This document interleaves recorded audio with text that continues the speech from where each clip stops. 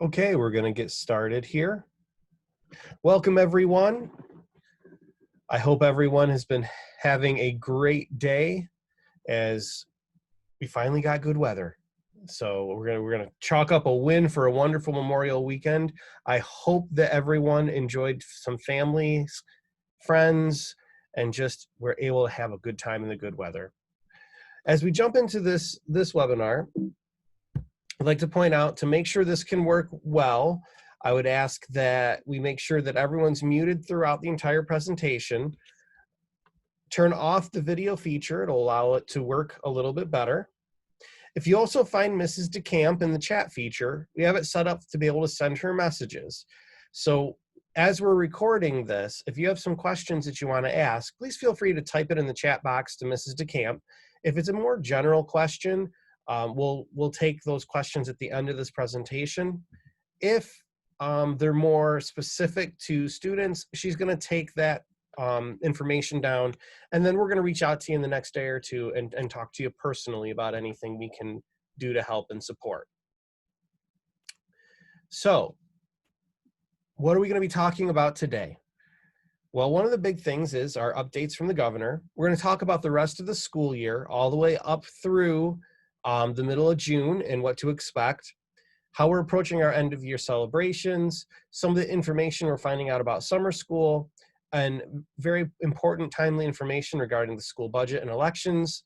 Then, as I said before, general questions and answers, and then just kind of like the bottom lines. What do you really need to know? So starting off, our updates from the governor and New York State Education Department. So far, Steuben County has had around 239 confirmed cases with 38 deaths. In New York State, we're looking at 360,000 with just over 23,000 mortality. And then the United States itself has had 1.7 million confirmed cases, and we are reaching to almost around 100,000 documented deaths. Sad news, but again, the good news is COVID hospitalizations have continued to decrease, and we're looking back to, oh my gosh, excuse me. We're looking back to numbers before the pause started, and what we've done together has been working, and it is effective. Now, as we know, and we talked about the last time we were together, the governor is starting to unpause New York by regions, which I think is a really good thing, because Steuben County is much different than Westchester County or Brooklyn. So we are in the middle of phase 1, which had started on May 15th with reopening of specified low-risk businesses, manufacturing, and retail. By next Friday, well, this Friday coming up, phase 2, if everything goes well, will allow a wider range of businesses to reopen, including a storefront retails, professional services, real estate, renting, leasing, that kind of stuff. They're supposed to go in 2-week increments. So then we would have phase 3. And as we said, phase 4 allows schools, the arts and entertainment businesses to reopen under certain guidelines. Last week, the governor made summer school digital for any programs schools are offering. Really, the response from schools has been to focus on 9th through 12th grade, getting credit recovery, and not looking as much as pre-K through 8th for summer program. But we're going to talk a little bit more about that later in this presentation. Schools are also being required to start develop plans for the fall what-if scenarios. This is going to be due at the end of July, and we have not been given parameters and guidance yet. So I know there's been a bunch of stuff floating around social media regarding the CDC and things like that, but we have not the school itself has not received specific guidance on what opening schools will look like in September as of yet. We're supposed to be getting that information very soon. When we do, we will use that and create our plan for how we'll open up schools in September. That plan will be transparent, will be shared with our parents. And as I said, since it is due, we're being told it is being due the end of July, that means that we'll be able to get it in parents' hands a month at least till school starts. Another promising scenario is our county executives are taking more and more power in approving plans for businesses and schools. Our county executives are the ones that we're reaching out to get approval plans for any type of in-person, for example, graduation ceremonies and things like that. So really we're getting our control down to the local level with more broad decisions being made as we go up the echelon of power through the governor to the federal government. Now, our last parent work pickup. Now, this is one of the biggest things I want everyone to remember is this Thursday from 11 a.m. to 7 p.m. We want you to bring your children with you. They'll have to stay in the car, but we've got some surprises for them. We want to see if you'll come during your child's grade level time, which is below, but if you can't, it's okay. We're open 11 to 7 to hand out things to kids. We're going to be handing out all the stuff they left in their cubbies at school. We're going to be giving them the last couple of weeks of work for them. And I think our PTO even has something special for our kids too. So we want to make this a fun day where we can see each other, get important things in each other's hands, and celebrate our school and our kids. Now you will notice that Mrs. Pressure is the picture highlighted in this slide. There's a reason for that. She's going to be there all day from 11 a.m. to 7 p.m. because she wants to be able to see every one of the kids that she has had in PE class, some of them for 7 years. So she really wanted to make it known to everyone that she's going to be there all day and she really wants to see all the kiddos. All of this information is also in the SMORE. So if you're noting when the first grade teachers are going to be more likely be there, or pre-K or third, that information is there for you also. Now, accessibility to the school. We're continuing to keep the school open on Thursdays from those times, 7:15 a.m. and 4:30 p.m. to 6:30 p.m. for parents that might need to drop off schoolwork. They're doing everything by hand. They want to hand in schoolwork. That then is able to sit in the small gym over the weekend, and then the teachers can pick it up the following Monday or Tuesday. Except for this Thursday, where we're going to be there from 11 a.m. to 7. Now, one of the important things that we're doing to wrap up the year, and this is something that pertains to everyone who has a child from kindergarten until 6th grade, is one of the ways we're going to look and see how kids have been growing is through their iReady end of year diagnostic. So your teachers are going to give your kids all the information they need to be able to take these online assessments. There's some for ELA and some for math. This is purely just for us to know how your child is doing on this assessment and give us some data to see how they're growing in each one of these academic areas. We would like to have 100% of our kids be able to take this diagnostic before the end of the year.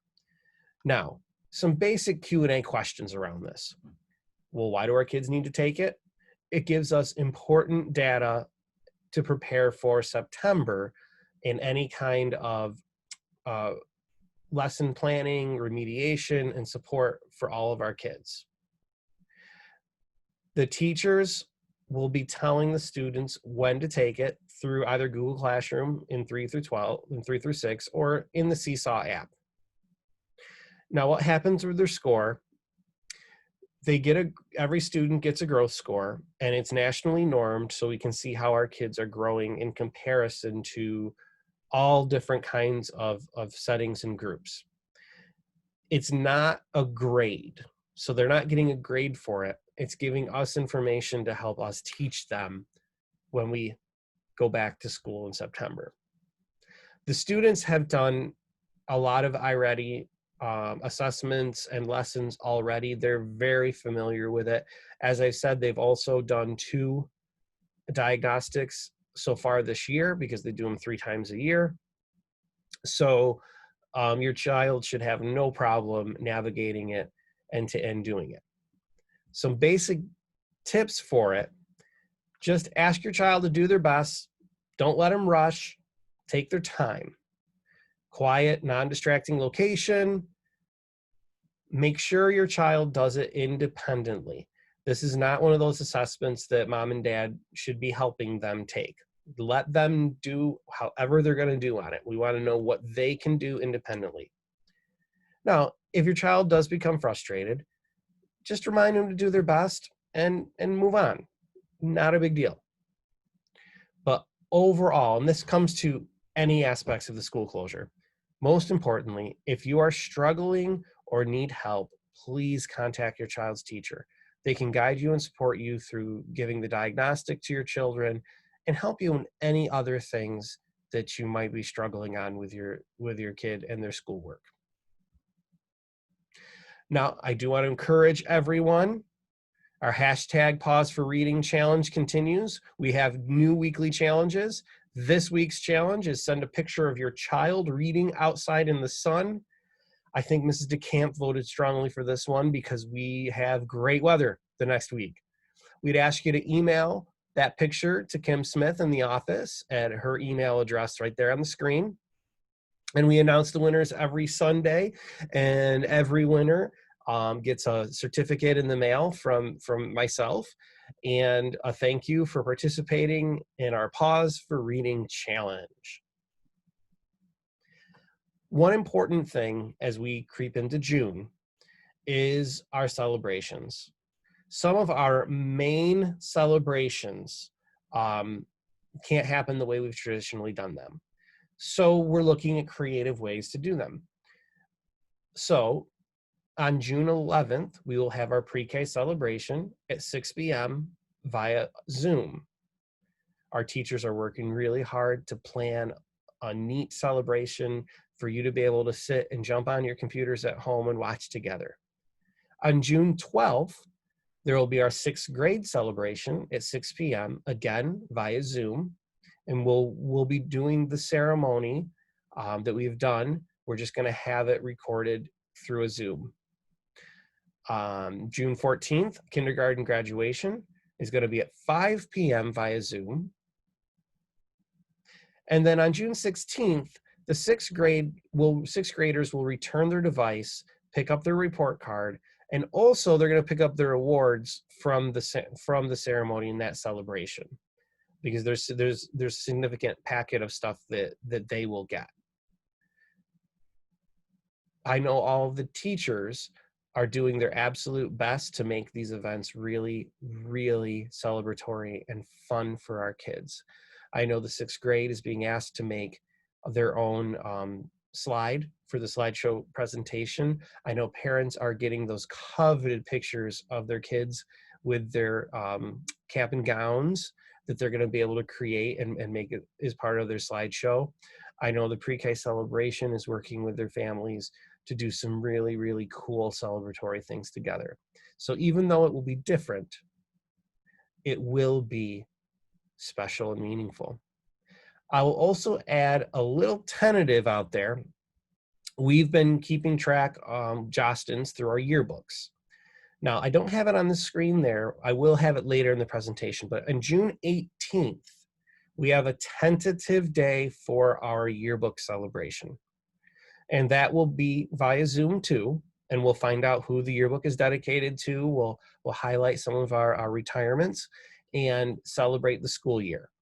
One thing that's really important is we're hoping to have the yearbooks in our hands so that on June 19th, parents can come drop off the school devices, the iPads and computers. Then they'll be able to pick up their child's report card and their yearbook if they ordered one. That's our plan. We're hoping it works out that way. Now, as for summer school, as I spoke earlier, the governor had stated that summer schools will be virtual this summer. We also have priorities to be made. Our BOCES and our region is making it a priority to focus summer school really mainly with our 9th through 12th grade for credit recovery, because these are our kids that they're working towards graduation, they're working towards credit bearing classes. one other huge priority is to be budget conscious. So at this point, what we are doing is we will be seeing what we can find through grant funding to try to get books and activities to students. We'll look at continuing our summer meal and food program. So we're going to try to find some creative way to keep kids connected to school over the summer, but we're not going to have the resources to run a summer program like we have in the past this year. The hope is next year we will truly be able to knock it out of the park like we always do. This year, we're going to find some creative ways to keep kids connected to reading, creative problem solving, math and science, to keep growing their brains so that they can continue to be successful as CSCS Panthers. One last really important topic is our budget newsletter and our school budget elections, which obviously are not being done on site because of, well, the reason why we're in school closure. So what we're doing, and all of you who live within the district should have gotten a mailing with an absentee ballot for those of voter age and meet our criteria. Please make sure you vote. We have a budget hearing tomorrow at 6:30 p.m. and then at 7 p.m. The 6:30 p.m. we'll talk about the capital project. We're putting up a capital project vote to do really a focus on more building security and general maintenance that school districts need to take care of the buildings. Then at 7 p.m. they'll have the budget meeting. All you have to do is go to the school website, and it's going to stream live there as the hearing happens. Please note that absentee ballots will be mailed and are due by 5 p.m. on Tuesday, June 9th. It's incredibly important for everyone to vote. It is what makes a citizenry work. It's what makes our democracy work. So I would ask everyone to take the time to please vote. Some basic look on the ballot propositions, just to give you an idea of what it is. This year's budget has a tax levy increase of 0%. Yes, there is no increase in the budget from this year to next year. This is below the limit established by the tax cap and legislation. The total budget is a little over $22 million. There's also 2 board seats open. We have 2 dedicated community members that are running for them, Mike Austin and Sean Corey, both running for 5-year terms. And we also have the capital project that I'd mentioned before, which is seeking voter approval, focusing on building improvements, school safety, and those issues that you need to take care of a district. One thing about the budget, we are very hopeful that New York State will be supported by the federal government to help out with our state aid. We're doing our part at the local level. I hope that things are happening where the federal government and the state governments can work together to make sure that we're in a really good position to offer the quality programs we offer at Camp El Savona from year to year. That's the one last thing I can say is this budget, that as we have it, with all the projected state aid runs, allows us to maintain all programming that we have had prior. So looking at that last part, what you need to know now, things to keep in mind.